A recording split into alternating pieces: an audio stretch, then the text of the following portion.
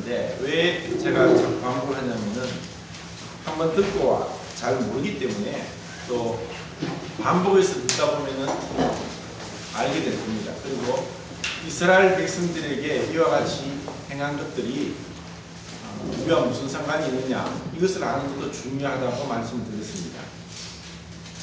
우선 이제 간략하게 승막은 복잡하지만 그냥 네모로 승막을 그리고 방위는 이제 동서남북입니다.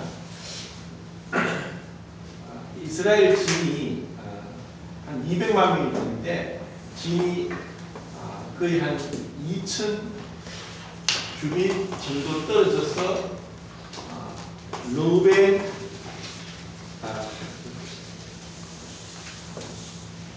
되는 게 아니라 로벤이 장자니까 자꾸 이렇게 장자리 먼저 나오는데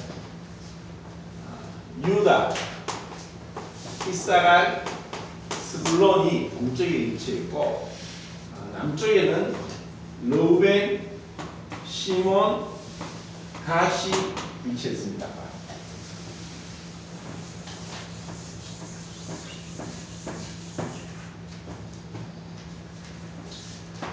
로벤, 시몬, 갓.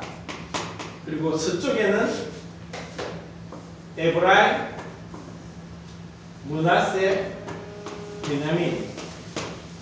그리고 이 북쪽이죠. 북쪽에는 단, 납달리, 아셀. 이렇게 세 지파씩 네 동서남북을 위치하게 했습니다. 이 세 지파씩 네 개의 동서남북을 위치한 것은 대제사장의 그 판결분패가 있고 에봇에 보면 세 줄씩 세 개의 보석이 네 줄로 이렇게 했죠, 그죠? 그리고 에스겔서 1장과 요한계시록 4장에서 하늘에서 예배를 드리는 하늘의 하나님의 그 영광 주위로 네 생물이 위치하면서 하나님의 영광을 찬양하는 것을 말씀을 드렸습니다. 그렇기 때문에 이스라엘 백성들이 광야에서 성막을 위치해서 진을 치고 또 행군하는 것은 하나님께서 명하신 대로 하나님이 계획한 대로만 움직여야 됐고 위치해야 됐습니다. 그리고 이 네 지파는 항상 그 유다 지파의 기가 있었습니다. 그리고 그 이제 로벤 지파, 그리고 에브라임 지파, 그리고 단 지파, 이렇게 네 길을 통해서 길을 따라 움직이게 했습니다. 그래서 이 기에 대해서는 뭐 유대인들이 전생하면 색깔이나 또 모양, 뭐 사자, 여기는 사자가 있고 또 여기는 뭐 사람 모양이고 소의 모양이고 수의 모양이다, 뭐 이렇게 이제 이야기를 하는데 그것이 참 그 에스겔서에 있는 그 네 생물의 그 상징을 그대로 표현하고 있지 않나 이런 생각을 합니다. 그럼 이제 3장에서는 이 성막 주위로 가까이 있는 아론과 모세가 위치했고, 그리고 이 남쪽에는 고핫 자손, 그리고 서쪽에는 게르손 자손, 북쪽에는 므라리 자손이 이렇게 위치하도록 하나님께서 말씀하셨습니다. 그리고 이제 이 족보를 잠깐 보면은 아브라함이 이삭을 낳고 이삭이 야곱을 낳고 야곱이 12아들을 낳는데 르우벤, 시몬, 레위, 유다, 단, 납달리, 갓, 아셀, 이사갈, 스불론, 요셉, 베냐민, 이렇게 이제 12아들 낳는 중에서 셋째 아들 레이가 세 아들 낳는데 게르손, 고핫, 므라리. 자, 이 족보를 이야기하는 이제 왜 이것이 중요한가를 나중에 말씀드리겠습니다. 세 아들 낳는데 게르손과 고핫과 므라리, 이렇게 이제 레이가 세 아들 낳았습니다. 그리고 게르손이 림니와 시므이를 낳았고, 고핫이 아므람과 이스라엘과 헤브론과 우시엘, 이렇게 이제 고핫이 네 아들 낳았습니다. 그리고 무라리가 말리와 무시, 이렇게 두 아들, 이렇게 이제 레이가 이렇게 아들 낳고, 그리고 우리가 아는 대로 이제 아므람이 요게벳을 취해서 낳은 자가 아론과 모세와 미리암입니다. 이렇게 나왔고, 나중에 보면 이제 이스라엘을 통해서 이제 고라가 나옵니다. 자, 이렇게 이제 족보가 조금 복잡한 것 같은데, 이와 같이 그 태어난 그 레이의 세 아들을 통해서 하나님은 이 승막주의를 위치하게 했고, 그리고 이 게르손이 이제 첫째 아들인데도 실질적으로는 둘째 아들 고핫을 통해서 난 넷째 아들 중에서 첫째 아들 아므람을 통해서 아므람이 또 아론을 낳고, 또 아론이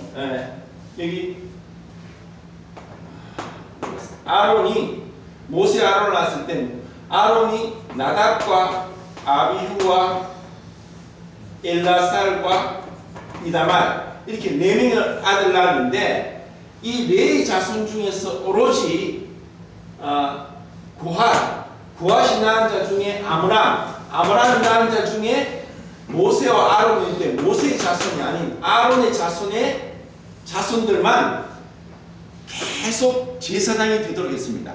그 위에는 누구도 이 제사장 직분을 감히 넘보지도 못했고 볼 수도 없었습니다.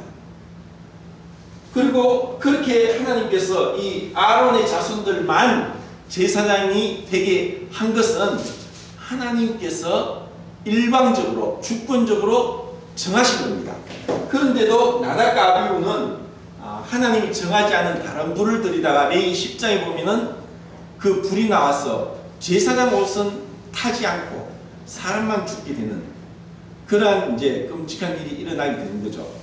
그리고 이제 이렇게 해서 이제 첫째 아들 게르손이 이제 승막이 이동할 때 제가 말씀드린 대로 제일 처음에 이제 벗개가 가고, 그 다음에 이 아론과 모세가 가면서 유다 지파 1대로 나가고, 그 르우벤 지파가 2대, 그리고 2대로 가고, 그 다음에 이제 1대 다음에 이제 게르손과 무라리가 그 다음에 가고, 그러고 2대 가고 나서 3대의 고핫 자손이 승부를 외우하고, 그리고 3대로 이제 이 3대 4대 이 후진에 이제 위치하고 이렇게 이동을 했습니다. 이동을 할 때 게르손은 승막에 보면은 막이 있습니다. 막이 있고 덮개가 있고, 그리고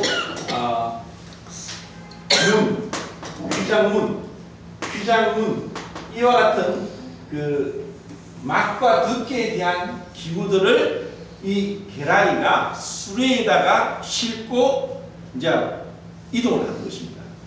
그리고 이제 무라리는 그 기둥이나 널판이나 받침이나 또 아니면은 말뚝, 줄 이와 같은 것들만 무라리가 또 수레에다가 싣고 이동을 하게 했습니다. 그러고 나서 이제 고핫 자손은 뭐냐면은 제일 중요한 법궤, 그리고 지성소 안에 있는 그 황금 등대와 떡상, 그리고 금양단, 그리고 그 성막 앞에 있는 물두멍과 그 번제단을 이 고핫 자손이 모험합니다. 그리고 이제 나중에 민수기 뒤에 이제 이동할 때 보면은 이 아론의 제사장은 이란 레위 자손이지만 고핫과 게르손과 무라리 자손들이 이 제사장과 엄격하게 구분되게 했다는 것입니다. 그리고 이 제사장들이 이동하기 전에 들어가서 성막 안에 지성소가 있으면은 법궤가 있습니다. 법궤를 이 휘장으로 덮고 또 푸른색 보자기로 덮고 그 이후에 고핫 자손이 와서 이 덮개를 메고 이동을 합니다. 그래서 고핫 자손이 만약에 이 성물을 이동하지만 성물을 보면은 고핫 자손은 죽게 됩니다. 그리고 이렇게 고핫과 게르손과 므라리 자손 이외에 다른 여기서 말하는 뭐 유다 지파, 르우벤 지파, 또 에브라임 지파, 또 단 지파에서 누구라도 가까이 와서 오면은 죽임을 당한다. 이들 이외에는 다 외인이고 이스라엘 자손이지만 레위 자손 외에는 다 외인이고 죽임을 당하는 것입니다. 그리고 이제 고핫 자손은 고핫 자손과 이 다른 12지파의 차이는 뭐냐면은 12지파는 20세에서 50세까지 남자들의 수를 계수해서 뭐 이 동쪽에는 뭐 18만 6,400명, 서쪽에는 15만 1,450명, 또 서쪽에는 10만 8,100명, 그리고 북쪽에는 뭐 15만 7,600명 이렇게 해서 60만 3,550명의 군사들이 먼저 있고 그러고 나서 다른 부녀자들과 어린아이들과 50세 이상 노인들이 있었습니다. 그런데 이제 레위 지파에는 1개월 이상 다 계수를 했습니다. 레위 자손들이 이 성막에 여러 가지 봉사일을 하고 운반하는 일을 하는데 이 레위 자손들의 계수는 1개월 이상으로 계수했을 때 고핫은 몇 명이 나오죠?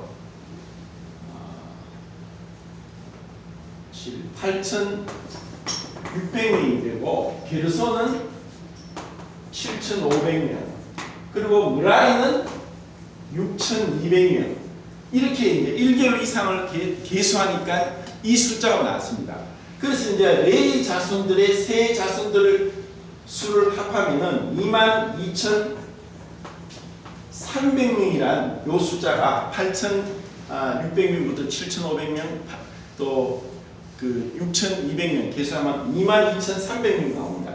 그런데 성경에 보면은 1개월 이상 레위 자손이 22,000명이다 이렇게 이야기하고 요 300명에 대한 오차가 생기게 됩니다. 이것을 성경의 인감성을 부인하는 사람들은 봐라 성경이 틀리지 않느냐 이렇게 이야기를 하는데 이것에 대한 두 가지 해석으로 레위 자손들 중에서도 장자의 수가 300명인데 그 300명을 뺀 숫자를 여기서 기록하고 있다고 얘기를 하기도 하고 아니면 이후에 이렇게 그 계수를 1개월 이상 계수를 하고 나서 이후에 태어난 아이들이 300명이 되었다 이렇게도 이제 얘기를 이제 하는 거죠. 그래서 이제 그거는 분명히 뭐 성경에 있어서 오류는 없고 우리가 모르지만 그런 어떤 두 가지 중에 한 가지 해석이 있지 않겠나 이런 생각을 하고 그리고 이스라엘의 처음 장자 이스라엘의 장자와 짐승의 초태생은 무조건 그 하나님께 돌리는데 그들을 전부 다 레인에게 돌려라. 그리고 레인은 내 것이다. 이런 이제 말씀을 하십니다. 그러면서 이것을 언제부터 출애굽할 때 10번째 제한이 6월절 때 애굽의 장자와 짐승의 초태생을 다 죽입니다. 그렇지만 어린 양을 대속함으로 인해서 이스라엘은 죽지 않고 살아난 거죠. 그걸로 인해서 하나님은 이들에게 계속 반복해서 말씀합니다. 장자는 다 내 것이다. 장자를 거룩히 구별하라. 그래서 이스라엘의 그 장자들을 계수하니까 22,273명이 됩니다. 이스라엘 처음 난자 자기 수가 22,273명이 되니까 레위인의 그 1개월 이상 된 자가 22,200명, 22,000명입니다. 그러니까 이제 273명이 이스라엘의 처음 난자가 273명이 더 많아진다.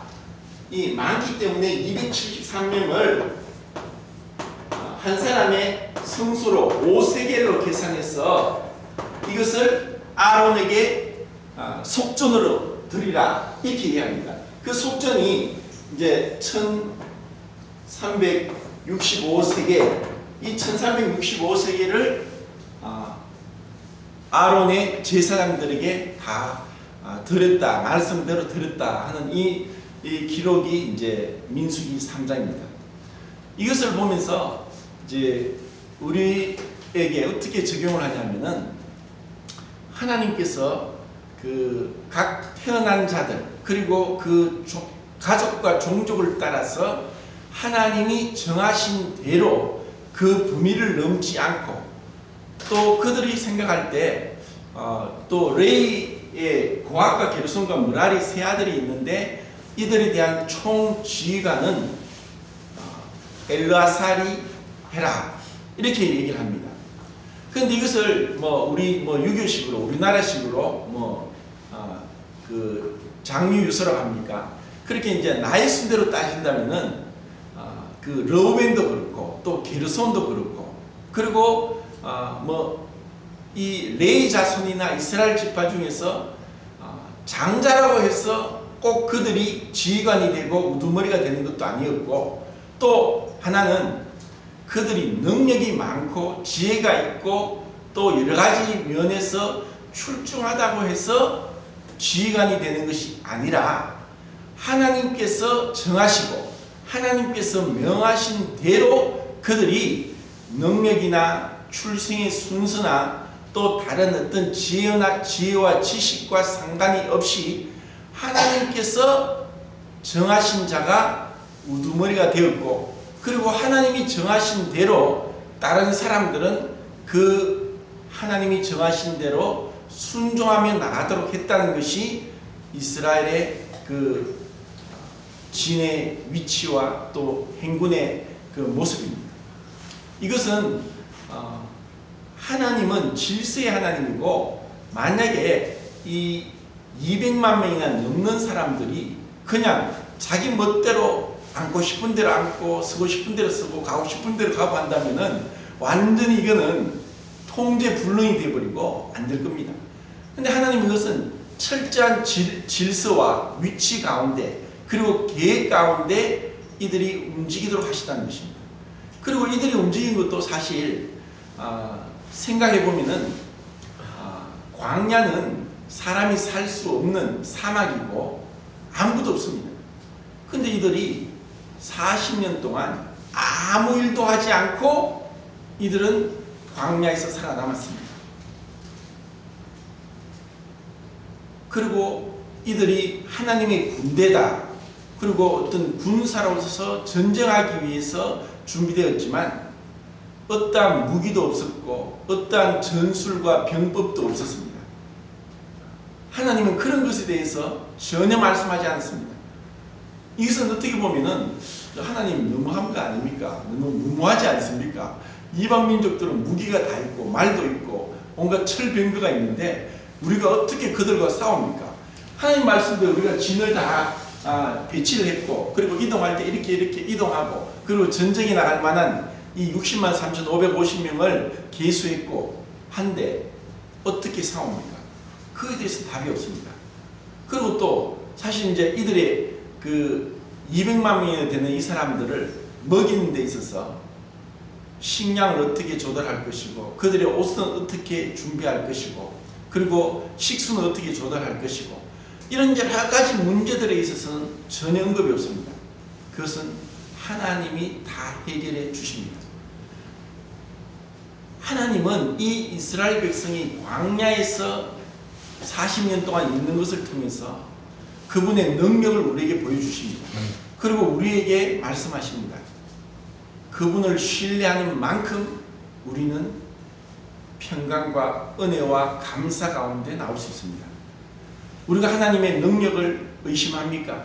우리의 문제에 사로잡혀서 마치 하늘이 무너지는 것 같고 절망과 낙담과 실망 가운데서 좌절하기도 할 것이지만, 우리는 이러한 이스라엘을 인도했던 그 하나님의 능력과 지혜와 그 방법을 생각하면서 그들보다 더 큰 은혜와 능력으로 우리를 인도하신다.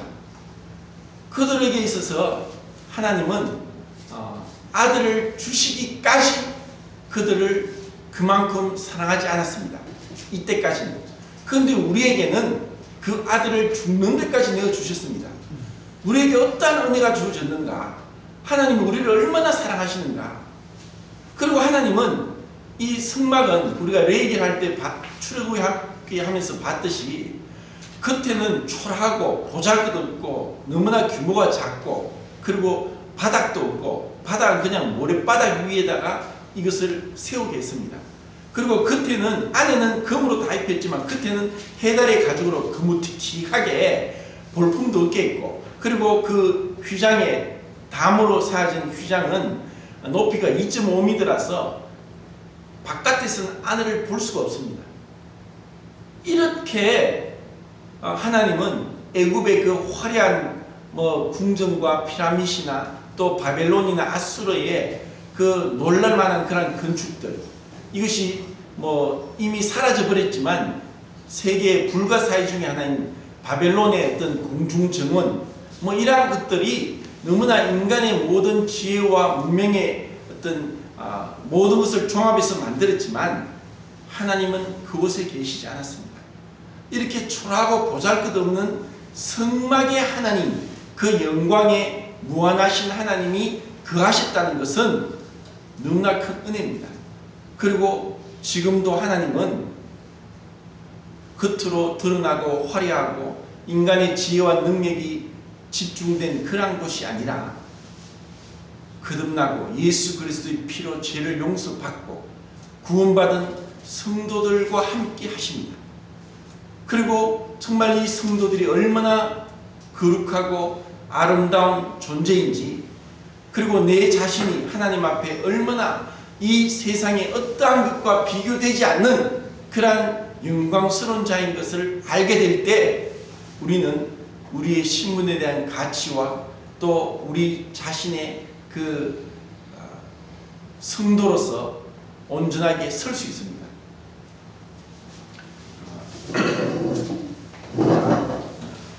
로마서 12장을 보겠습니다. 로마서 12장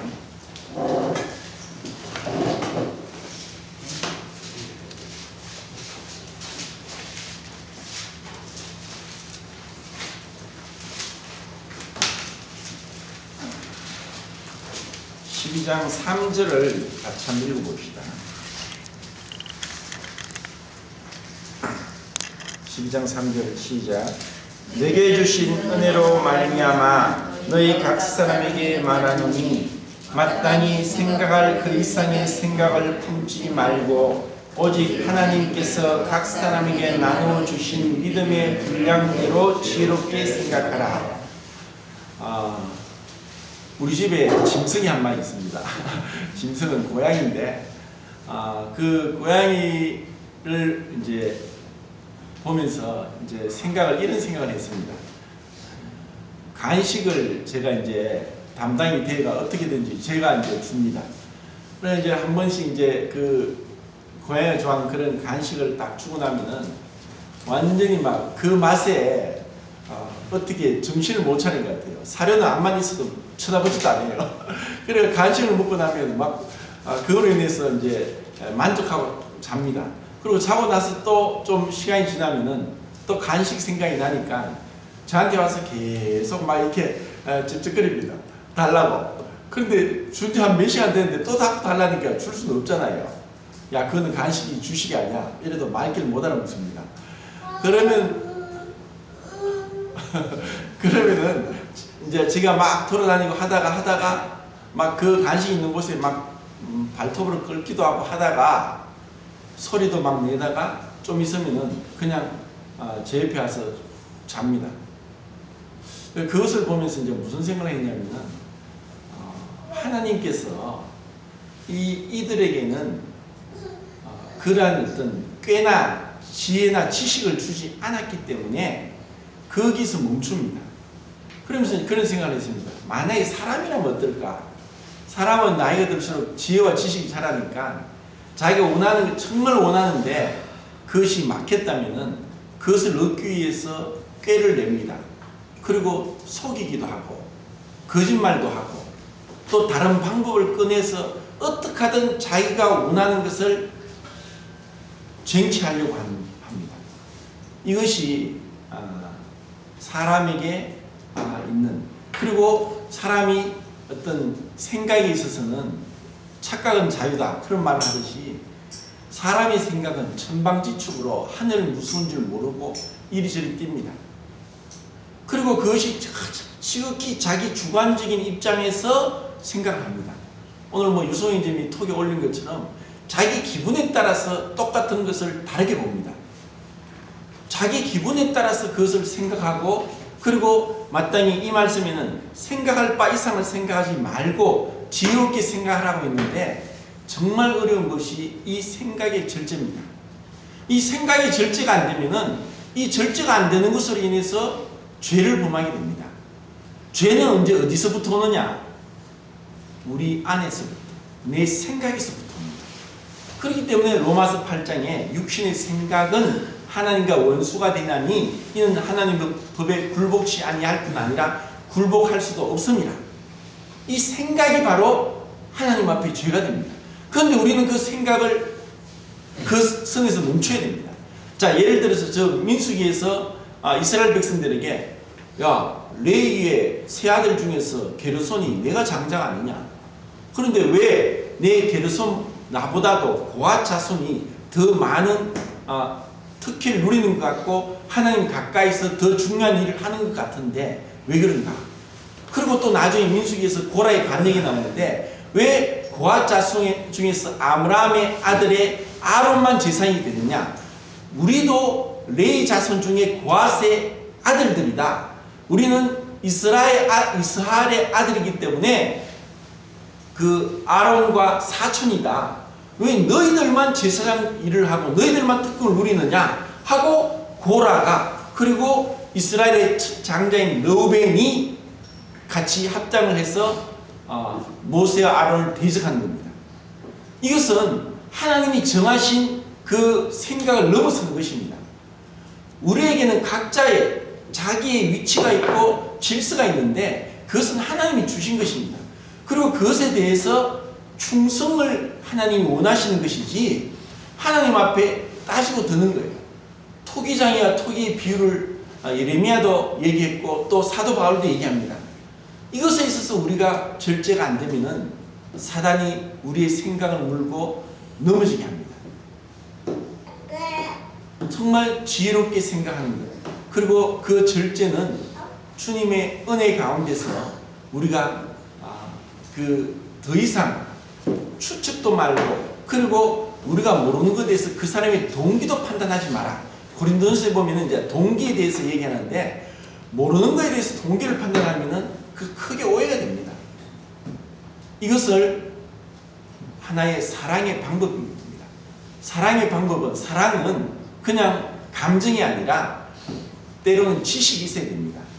그것은 사람이 남자와 여자가 틀리고, 그리고 자란 환경이 틀리고, 그 사람의 능력이 다르고, 그리고 기질이 다르기 때문에 그게 맞도록 지혜롭게 그 사람에게 대하는 것. 그리고 때로는 우리는 어린아이 같은 마음이 필요한데 어린아이들의 천진무구하고 순진함은 어디서 오느냐? 기억이 없습니다. 그 사람 자체를 보고 그 사람을 판단하지. 그런데 어른이 될수록 자꾸 이 지식이 축적이 됩니다. 저 사람이 어느 아파트 사는지, 저 사람의 직업이 뭔지, 또 저 사람이 무슨 차를 타는지, 저 사람이 무슨 옷을 입었고, 뭐 여자 같으면 무슨 화장품을 바르는지에 따라서 그 사람에 대해서 평가가 내려지고 대우가 달라지고 그 사람을 다르게 대합니다. 이것은 악한 것입니다. 그럼 어떻게 우리가 그렇게 해야 되느냐? 그냥 있는 대로 과거의 것은 자꾸 잊어버리는 것을 해야 됩니다. 그리고 더 이상 생각을 하지 말고 판단을 하지 말고 있는 대로 받아들여야 됩니다. 그리고 주님이 베드로에게 말씀하신 것처럼 70번이라도 잘못하면 용서해 주라. 그것이 사랑입니다. 그 사랑을 우리는 교회 안에서 배우게 되고 이것은 훈련이 필요합니다. 이런 데 있어서 정말 지혜롭게 생각 바 이상을 생각하지 않고 그렇게 사랑하는 가운데 성숙해 가길 바랍니다. 베드로전서 4장을 보고 이제 마치겠습니다. 베드로전서 4장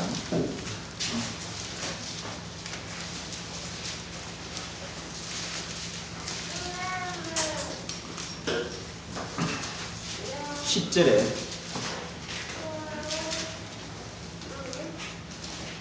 10절부터 11절까지 같이 읽으세요. 시작. 각각 은사를 받은 대로 하나님의 여러 가지 지혜를 맡은 선한 청지기같이 서로 봉사하라.